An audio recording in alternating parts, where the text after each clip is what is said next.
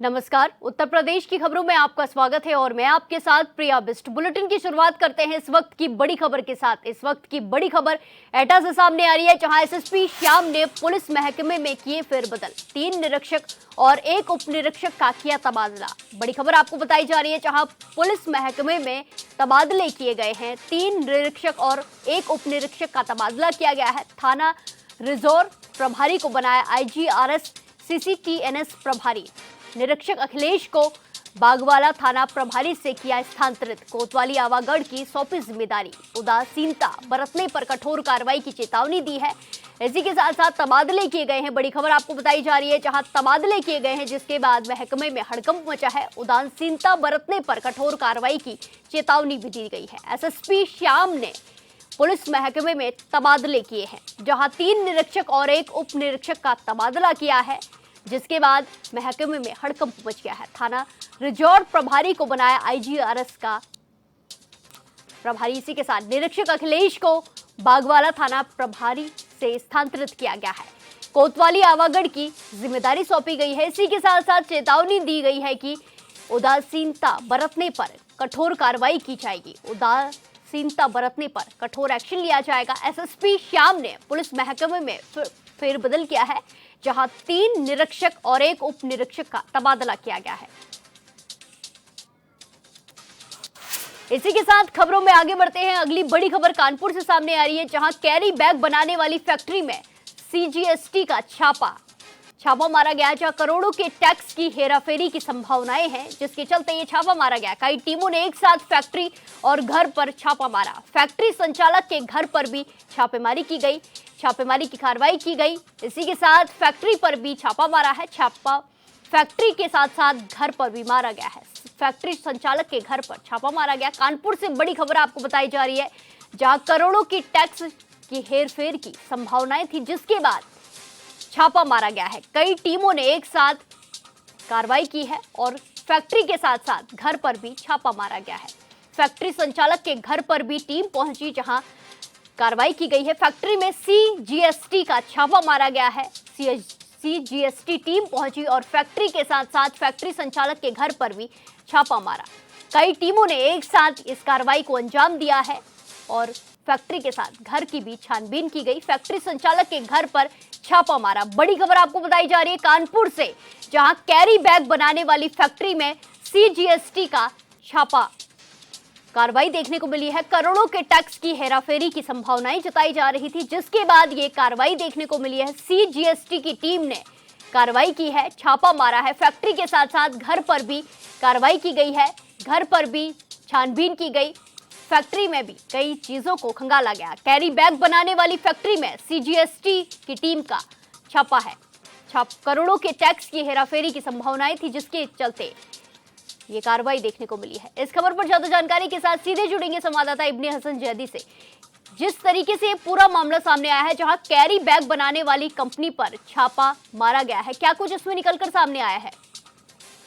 हाँ प्रिया, देखिए मैं आपको बता दूं कि सीजीएसटी की कई टीमों ने एक साथ, अगर हम बात करें तो एक साथ कैरी बैग बनाने वाली एक फैक्ट्री पर और उसके घर पर कई टीमों ने मिलकर छापेमारी करी है।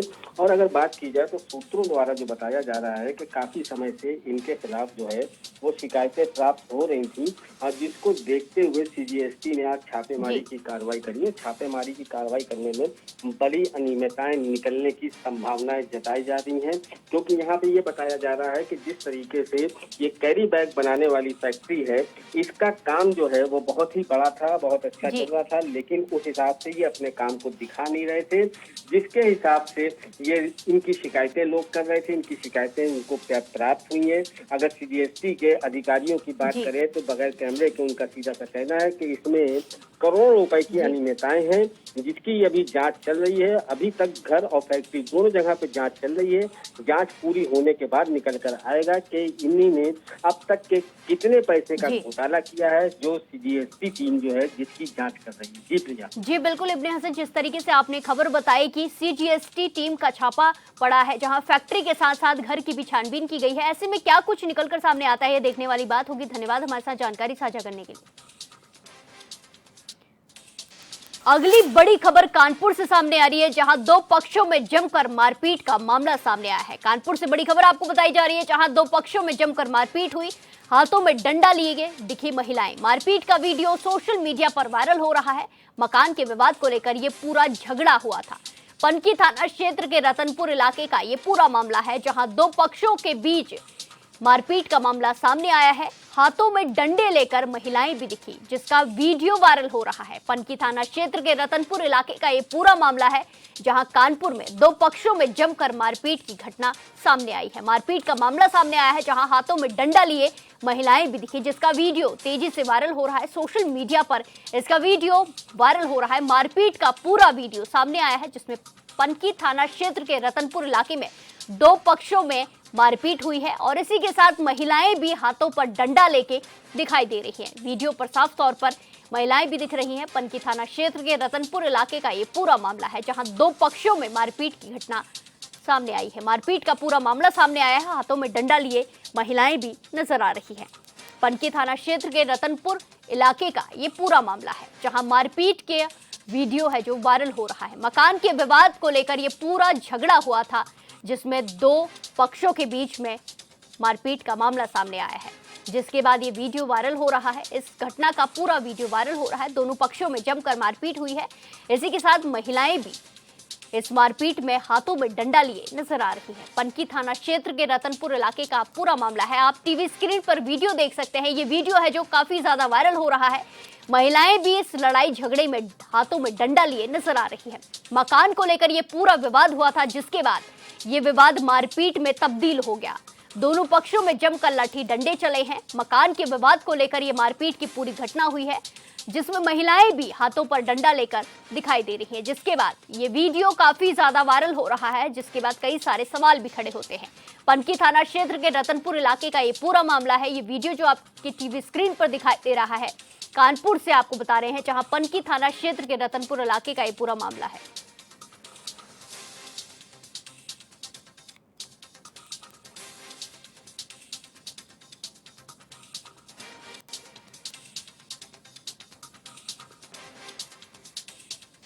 बस्ती में एक महिला अपनी बेटी के साथ हुए कथित अन्याय को लेकर कलेक्ट्रेट पहुंची, जहां उसने कैबिनेट मंत्री आशीष पटेल के सामने न्याय की गुहार लगाई। इस दौरान मंत्री जिले के आला अधिकारियों के साथ समीक्षा बैठक कर रहे थे। बैठक खत्म होते ही महिला मंत्री के पैरों में गिर गई और बोली कि मेरी बेटी के साथ अन्याय हुआ है, मंत्री जी न्याय दिलाइए। पीड़िता का आरोप है कि 16 मई को दो युवकों ने उसके साथ छेड़छाड़ और दुष्कर्म की कोशिश की थी। पुलिस से शिकायत के बाद भी मामले में कोई सख्त कार्रवाई नहीं हुई। वहीं मंत्री ने मामले का संज्ञान लेते हुए अधिकारियों को मामले की जांच करने के निर्देश दिए हैं।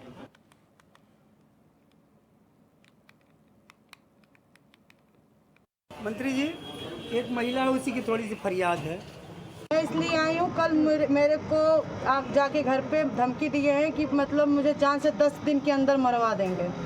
ये प्रिंस पांडे गए थे जी। किस मामले को लेके धमकी दी जा रही है? ये मतलब जो ये थाने पे चले गए थे और थाने पर से ये वापस आए, फिर बोले कि कोई पुलिस मतलब गाली देते हुए पुलिस को कोई किसी की औकात नहीं है कि मुझे अंदर बैठा दे।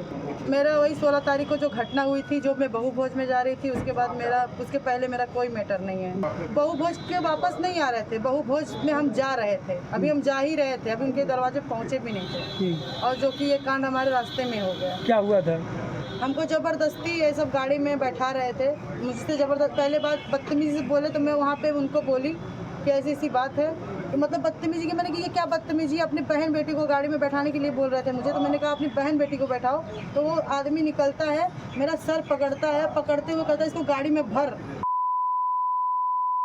मेरी माँ को भी गाली देता है, मतलब बहुत अश्लील गाली भी देता है। मुझे गंदी तरीके से पकड़ा जाता है और मेरे शरीर पे निशान भी है, जो कि मैं कैमरे में मैं नहीं दिखा सकती। और मेरे जो कि हाथों पे निशान है, आप देख सकते हैं, ये पूरा निशान है, इसमें भी पूरे निशान है। मेरे साथ यहाँ पे FIR दर्ज हुई है। FIR अगर मैं ये कहती हूँ, अगर FIR दर्ज हुई, शनिवार के दिन उनको पकड़ा गया, संडे के दिन संडे के दिन भी अगर न्यायालय बंद था, आज के दिन जो भी होता, आज के दिन कार्रवाई होता, वो थाने पर से ऐसे कैसे छूट गए? देखिए, राजनीति की एक अपनी सुचिता होती है और लोकतंत्र का जो हम संविधान से चलते हैं और हम लोकतांत्रिक देश की बात करते हैं, उसमें भाषाई मर्यादा हमेशा सबसे उच्चतम स्तर पर होना चाहिए।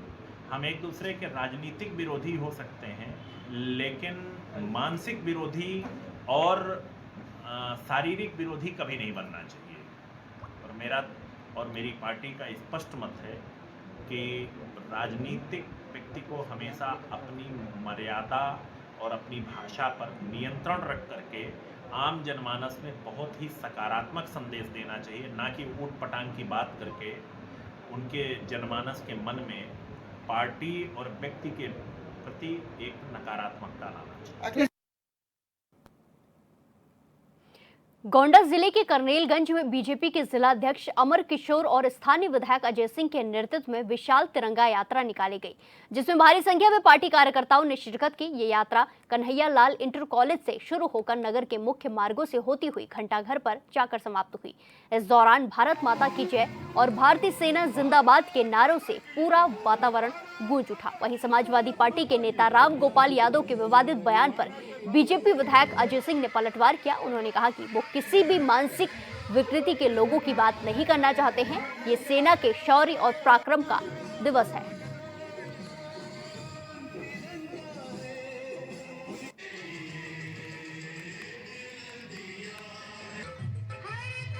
पहलगाम घटना के बाद जो भारत के वीरों ने, हमारी भारतीय सेना की हमारी बहनों ने जो शौर्य और पराक्रम के साथ भारतीय जनमानस के दिमाग में और दिल में जो बदला लेने के लिए और अपने बहनों का सिंदूर जो उजड़ गया था उसका जवाब देने के लिए जो पराक्रम किया गया है, उसके नेपथ्य में, उसी के याद में हम लोग आज तिरंगा यात्रा निकाले हैं।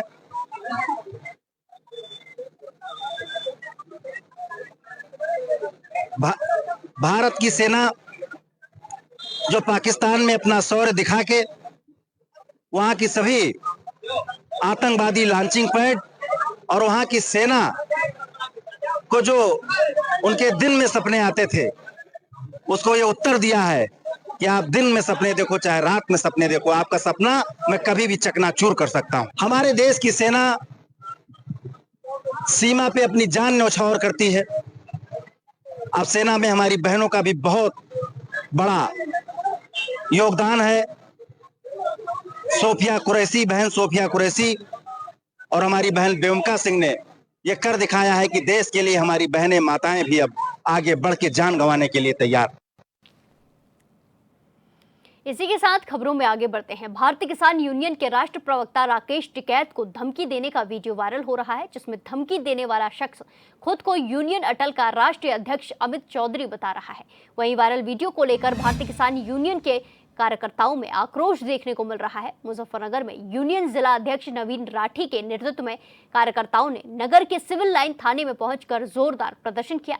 इस दौरान उन्होंने आरोपी के खिलाफ लिखित शिकायती पत्र देकर कार्रवाई की मांग की है, जिसके बाद पुलिस ने वायरल वीडियो के आधार पर मुकदमा दर्ज करते हुए मामले की जांच पड़ताल शुरू कर दी है। इस संबंध में सीओ सिटी राजू कुमार साव ने बताया कि सोशल मीडिया के जरिए थाना सिविल लाइन पुलिस को एक वीडियो प्राप्त हुआ है, जिसमें एक व्यक्ति राकेश टिकैत पर आपत्तिजनक टिप्पणी करते हुए दिखाई दे रहा है। मामले में सुसंगत धाराओं में मुकदमा पंजीकृत कर लिया गया है और दोषी व्यक्ति के खिलाफ जल्द कार्रवाई की जाएगी।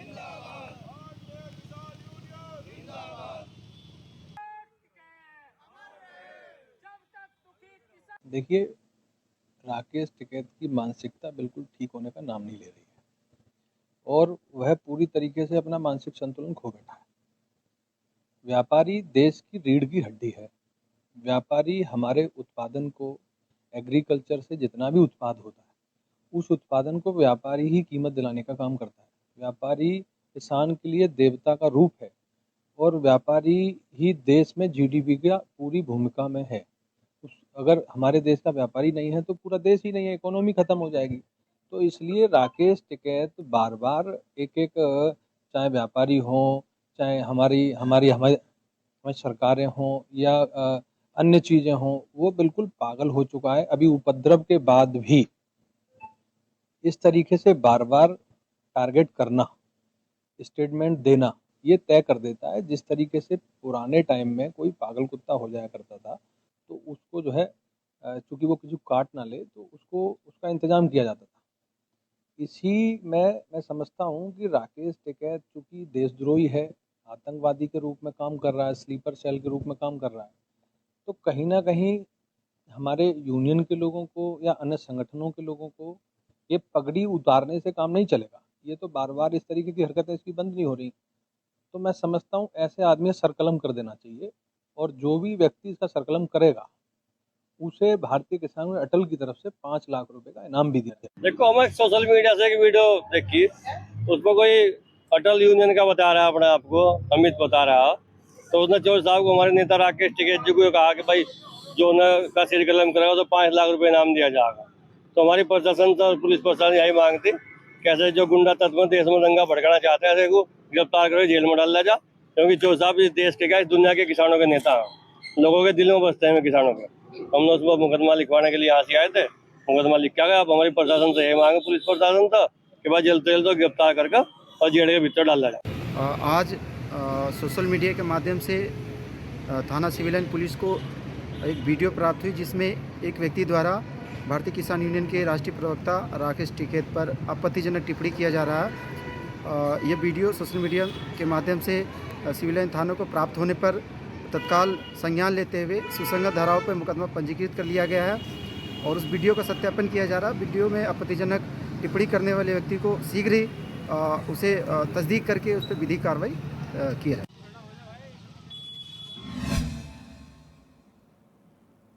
बुलंदशहर में भारतीय किसान यूनियन टिकैत के कार्यकर्ता खुर्जा नगर कोतवाली का घेराव किया। आपको बता दें कि सोशल मीडिया में राकेश टिकैत पर खुर्जा निवासी शिवदत्त शर्मा और आगरा निवासी अमित चौधरी पर अभद्र टिप्पणी करने का आरोप है।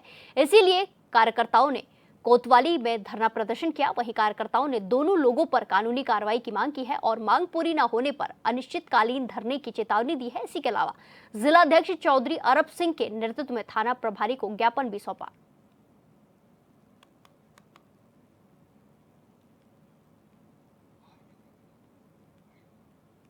यह है कि भारतीय किसान यूनियन के राष्ट्रीय प्रवक्ता और किसान मसीहा राकेश टिकैत जी को एक अमित चौधरी नाम के व्यक्ति जो आगरा के, उन्होंने सर कलम करने की बात कही थी, उसको लेके, और एक कोई शिवदत्त शर्मा है वो भी टिकैत साहब के बारे में फर्जी पोस्ट डालते हैं, अनाप शनाप लिखते हैं, उसको बारे के लिए लेके कोतवाली में आए थे और हमने इंस्पेक्टर साहब को ज्ञापन दिया है और उनसे कहा भाई इन दोनों के खिलाफ कानूनी कार्रवाई हो, इन पे मुकदमे दर्ज।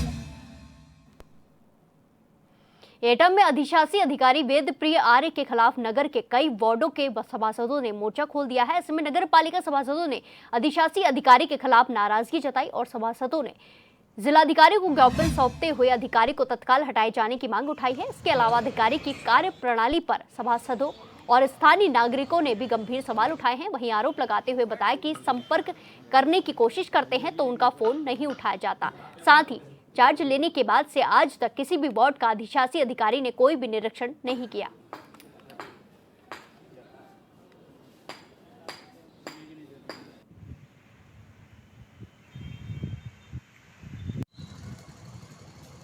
ऐसा अभी नगर पालिका में 2024 से हमारे यहाँ ईओ नहीं है, तो जब से दीप भाषण गए हैं तब से एक ईओ आए थे गौतम जी के बाद कोई परमानेंट ईओ तो आया नहीं है, तो अक्सर करके डीएम साहब ने चार्ज एसडीएम को दे दिया है।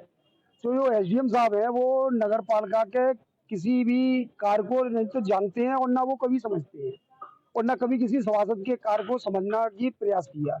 अभी तक उनको ये नहीं मालूम कि एटा शहर के अंदर 25 वार्ड हैं, तो उन वार्डों में कौन कौन से मोहल्ले हैं और कौन कौन वहाँ सभासद है। तो इसलिए अब मुझे बरसात का जो मौसम आ गया है तो नालों की कई बार हम लोग लिख के दे चुके हैं उनको, कई बार कि सफाई हो जाए तो उससे शहर का जो पानी का जल भराव है वो खत्म हो जाए।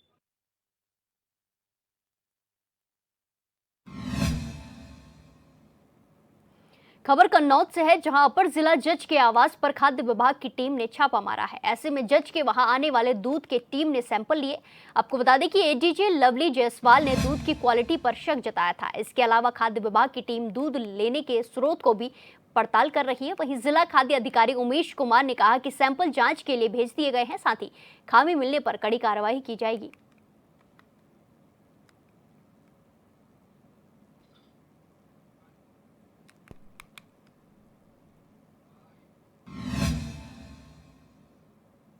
भीषण गर्मी के मौसम में अघोषित बिजली कटौती कानपुर वासियों के लिए परेशानी का सबब बन गई है। इसी मुद्दे पर कानपुर में आज कांग्रेस पार्टी कार्यकर्ताओं ने केस्को एमडी को ज्ञापन सौंपा और अपना विरोध दर्ज कराया है। वहीं कांग्रेस ग्रामीण अध्यक्ष संदीप शुक्ला की अगुवाई में केस्को मुख्यालय पहुंचे कांग्रेसियों ने कहा कि अघोषित बिजली कटौती से व्यापार पर भी इसका बुरा असर पड़ रहा है और सड़कों और गलियों में लटकते तार किसी भी अनहोनी घटना को दावत दे रहे हैं, जबकि अंडरग्राउंड डाली जा रही केबल के काम में भी काफी गड़बड़ियों की शिकायत मिल रही है और जल्द ही इसका अगर समाधान न हुआ तो कांग्रेस सड़कों पर आंदोलन करेगी।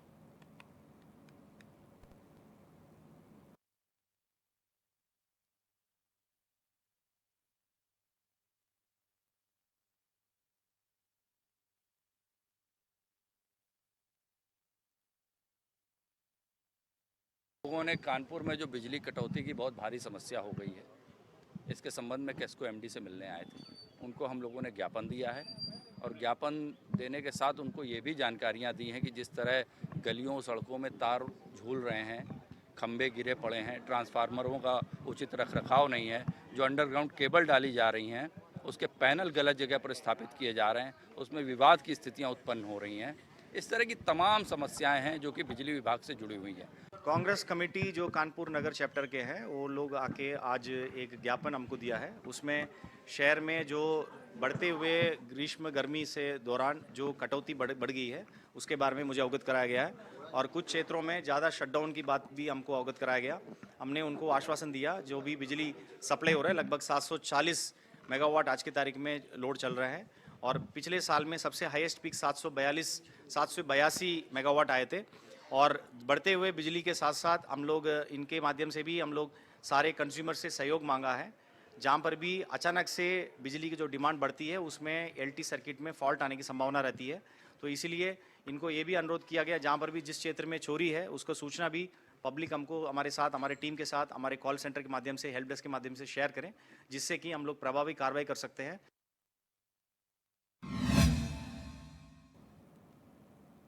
जौनपुर में शहीद सैनिक के परिजनों को शासन की ओर से भूमि आवंटित की गई थी, जिस पर वर्तमान में दबंग किस्म के लोग जबरन कब्जा जमाए हुए हैं, जिसको लेकर शहीद की पत्नी सालों से न्याय के लिए दर दर की ठोकरें खा रही है, लेकिन अब तक न्याय नहीं मिल पाया है। पीड़िता का कहना है कि भूमि पर कब्जा हटाने के लिए जिलाधिकारी को कई बार प्रार्थना पत्र दिया गया, मगर अब तक कोई भी ठोस कार्रवाई नहीं हुई है। दबंग परिवार को धमकियां दे रहा है। वहीं पीड़िता ने फिर एक बार डीएम को ज्ञापन सौंपकर दोषियों के खिलाफ कार्रवाई और आवंटित भूमि पर कब्जा दिलाने की मांग की है।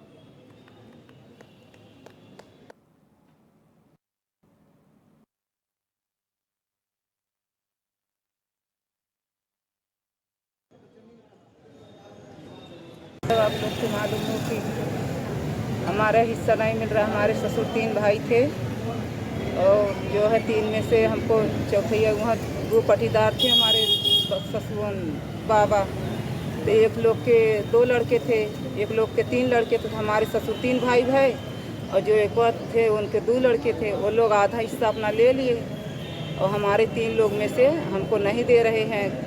उन 2 लोग वाले में से कह रहे हैं तुम्हारा कहाँ यहाँ पे है, और हम अगले जौन हो कि बरसात में अपना जानवर उठा लेंगे, बरसात हो लगा फिर साल बनाओ जाते कब्जा करें, कहा थे न तो अगर हमारा नाम चढ़ गया हो।